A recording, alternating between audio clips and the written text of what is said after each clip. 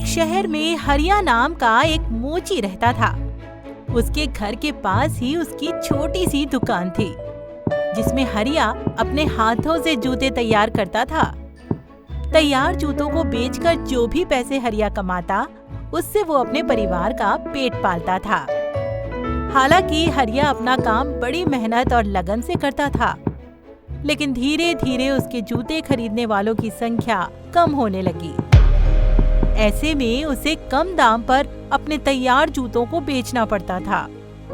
नौबत ये आ गई कि उसे घर चलाने के लिए अपनी पत्नी के गहने तक गिरवी रखने पड़े। हरिया अब बहुत उदास रहने लगा। उसको उदास देख उसकी पत्नी उसे दिलासा देती है और कहती है, ऊपर वाले पर भरोसा रखो जी, सब ठीक हो जाएगा। भगवान हमारी मदद जरूर करेगा। पत्नी की बात सुनकर मोची झूठ मूठ मुस्कुरा देता है, पर वो अपने हाल को अच्छी तरह से जानता था और इसी सोच में वो दिन भर चिंता में डूबा रहता। एक समय ऐसा आया कि जब हरिया की दुकान पर केवल एक जोड़ी जूते ही बचे थे। इसके अलावा उसके पास और जूते बनाने का सारा सामान भी खत्म हो चुका था। पर इससे भी बड़ी मुसीबत ये थी कि उस एक जोड़ी जूते को भी खरीदने के लिए कोई नहीं आ रहा था। बहुत दिन तक जब हरिया की दुकान में कोई नहीं आया, तो वो खुद ही जूतों को लेकर बाजार में बेचने को चल दिया। बाजार में हरिया के जूते बिक गए। जूते बेचने के बाद जो पैसे मिले, हरिया ने उससे घर का जरूरी सामान खरीदा और घर वापस आने लगा। लेकिन तभी अचानक रास्ते में उसकी नजर एक बूढ़ी औरत पर पड़ी। वो औरत बहुत भूखी और बीमार थी, इसलिए हरिया ने बचे खुचे अपने पैसे भी उस बूढ़ी औरत को दे दिए और वापस घर आ गया। सुनती हो, कल से जूते बनाने का काम बंद। आज मैं अपना आखिरी जूता भी बाजार में बेच आया। कल से कोई नया काम ढूंढना पड़ेगा। हरिया अपनी पत्नी से इतना कहकर दुकान में साफ सफाई में लग गया कि तभी उसकी नजर एक छोटे से चमड़े के टुकड़े पर पड़ी। चमड़े का टुकड़ा इतना छोटा था कि उससे किसी बौने इंसान के ही जूते तैयार हो सकते थे। हरिया ने देर रात तक जागकर एक बौने आदमी के जूते तैयार किए और सोने चला गया। अगली सुबह हरिया जब वापस अपनी दुकान में गया, तो उसे अपनी आंखों पर यकीन नहीं हुआ, क्योंकि जहां पर हरिया ने जूते रखे थे, वहां पर हरिया को 10 सोने के सिक्के मिले, जिन्हें देख उसकी खुशी का ठिकाना नहीं रहा। और उन जूतों के साथ एक छोटा सा चमड़े का टुकड़ा भी रखा था। हरिया ये सब देखकर कुछ समझ पाता, इससे पहले ही उसने अपनी पत्नी को आवाज लगाई। अरे सुनती हो, देखो चमत्कार हो गया है। कोई मेरे बनाए हुए जूते के बदले में 10 सोने के सिक्के देकर गया है। हरिया की बात सुनकर जब उसकी पत्नी वहां आई, तो उसे भी अपनी आंखों पर यकीन नहीं हुआ। किसी को ये समझ ही नहीं आ रहा था कि आखिर कोई इतने छोटे जूते के बदले 10 सोने के सिक्के भला क्यों देगा। हरिया अभी इस बारे में सोच ही रहा था कि तभी हरिया की पत्नी ने कहा, अच्छा छोड़ो ये सब, मैं ना कहती थी कि भगवान एक दिन सब कुछ ठीक कर देंगे। लो, अब कर दिया भगवान ने सब ठीक। अब ज्यादा मत सोचो और जूते बनाने का काम फिर से शुरू करो। पत्नी की बात मान हरिया उन सोने के सिक्कों को उठाकर नए जूते बनाने का सामान ले आया। हरिया ने फिर से कुछ जूते बनाने का काम चालू कर दिया। अब हरिया खूब अच्छे अच्छे जूते बनाता और उन्हें सस्ते दाम पर भी बेच देता। इससे कुछ ही दिनों में उसकी दुकान अच्छी तरह से चलने लगी थी। देखते ही देखते जूतों से भरी दुकान में भीड़ लगने लगी।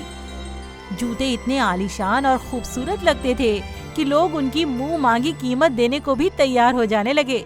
कुछ ही दिनों में हरिया गांव का एक अमीर आदमी हो गया था। वो जितने भी पैसे कमाता, उसमें से एक हिस्सा गरीबों और जरूरतमंद लोगों की मदद करने में भी लगाता था।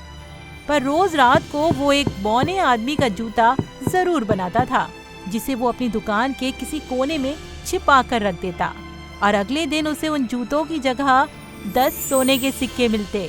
हरिया ने इस बात का जिक्र किसी से किया तो नहीं था, लेकिन अंदर ही अंदर हरिया को भी ये बात सताने लगी थी कि आखिर वो जूते कौन लेकर जाता है।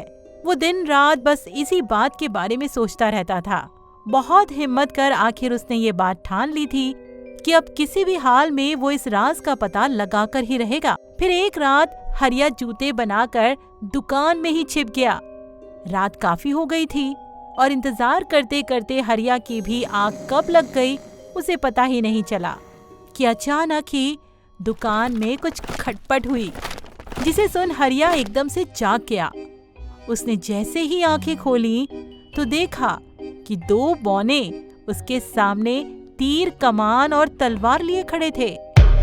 खबरदार, अगर हिलने की कोशिश भी करी तो मैं तेरी आंखें फोड़ दूंगा और मैं तेरे कान काट डालूंगा अगर तूने हमारा जिक्र किसी और से किया तो। दोनों बौने गुस्से से हरिया के सामने ही खड़े थे। हरिया भी अपने सामने तने हथियार देखकर एक पल को तो सहम गया था, पर जैसे ही उसकी नजर बौने के जूते पर गई तो हरिया भी चौंक उठा। उसने चिल्लाते हुए कहा, ये तो मेरे बनाए हुए जूते हैं, तो इन जूतों को तुम चुराते थे। हरिया की बात सुन बौनों ने भी अपने हथियार नीचे कर दिए। तो क्या इन जूतों को तुमने बनाया है? बौनों ने भी हरिया से चौंकते हुए पूछा था। हाँ, इन जूतों को मैं बनाता हूँ। बौनों ने जैसे ही हरिया की हाँ सुनी तो तुरंत ही झुककर उसे प्रणाम करने लगे। उनकी आंखें नम हो गई थीं। बौनों की आंखों में डबडबाते आंसू देख हरिया ने उनसे तुरंत कहा, क्या बात है, तुम दोनों रोने क्यों लगे? घबराओ नहीं, मैं तुम्हें पुलिस के हवाले नहीं करूँगा। नहीं, ऐसी बात नहीं है। दरअसल हमें तुमसे ही मिलना था। हमें ऐसे बहुत सारे जूतों की जरूरत है। क्या तुम हमारे लिए बनाओगे? बौनों की बात सुन हरिया एक पल को सोच में पड़ गया।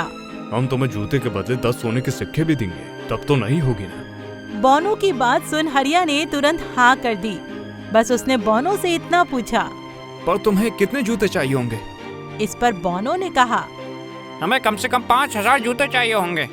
इतने सारे जूते बनाने का काम सुन हरिया के तो होश उड़ गए। उसने हकलाते हुए बौनों से तुरंत पूछा, पर तुम्हें इतने जूते चाहिए क्यों? आखिर ऐसा क्या काम करने जा रहे हो तुम लोग? हमें जंग लड़नी है और उसे जीतना भी है। दरअसल हम बौनों की दुनिया से आए हैं और हमारी दुनिया पर किसी डायन ने कब्जा कर लिया है। वो हमसे हमारा सब कुछ छीनना चाहती है और हमें अपना गुलाम बनाना चाहती है। तुम्हारी दुनिया? बौनों की दुनिया? ऐसा भी कुछ होता है क्या? हाँ, पृथ्वी सिर्फ इंसानों की बस्ती नहीं है। हम बौने भी इसी दुनिया का एक हिस्सा है।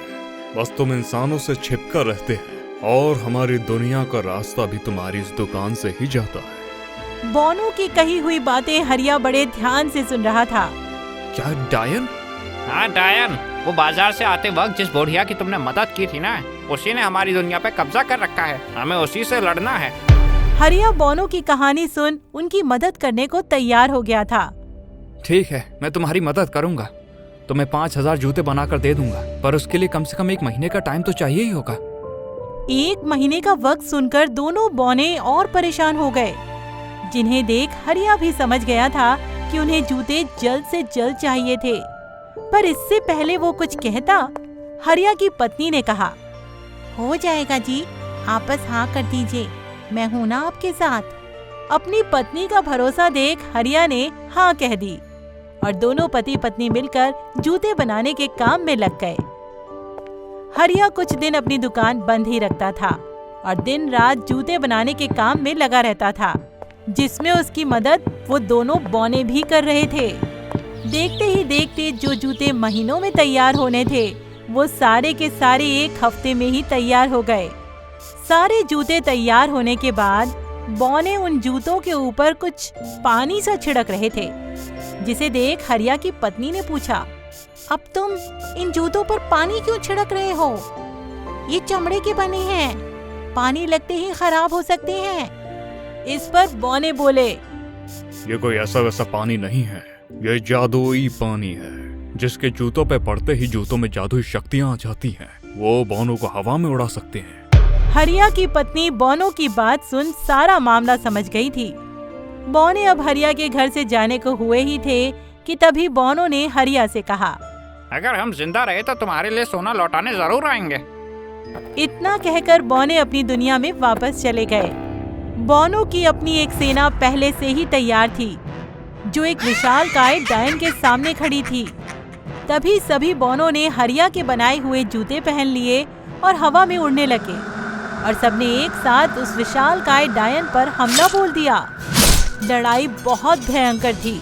न जाने कितने बौनों ने आजादी के लिए अपनी जान कुर्बान कर दी और शहीद हो गए। पर आखिरकार सभी बौनों ने मिलकर उस डायन को हरा दिया और अपनी दुनिया को बचा लिया। इधर हरिया का सब कुछ पहले से ही अच्छा चल रहा था, पर अक्सर उसे इस बात की चिंता सताती रहती थी कि वो बौने अपनी दुनिया बचा पाए होंगे या नहीं। वो इसी सोच के साथ दिन गुजार रहा था कि तभी एक रात उसे फिर से अपनी दुकान में कुछ खटपट सुनाई दी। हरिया जब देखने गया तो उसके होश उड़ गए। पूरी दुकान सोने से लबालब भरी हुई थी। इससे पहले वो अपनी आंखों पर यकीन कर पाता, तभी एक बौने ने हरिया की पतलून खींचते हुए कहा, हम लड़ाई जीत गए मोची साहब। आपकी नेक दिली और साफ मन की वजह से हमें हमारी दुनिया वापस मिल गई। इतना कहते हुए बौने की आंखें नम हो जाती हैं और हरिया भी प्यार से उन बौनों को गले से लगा लेता है।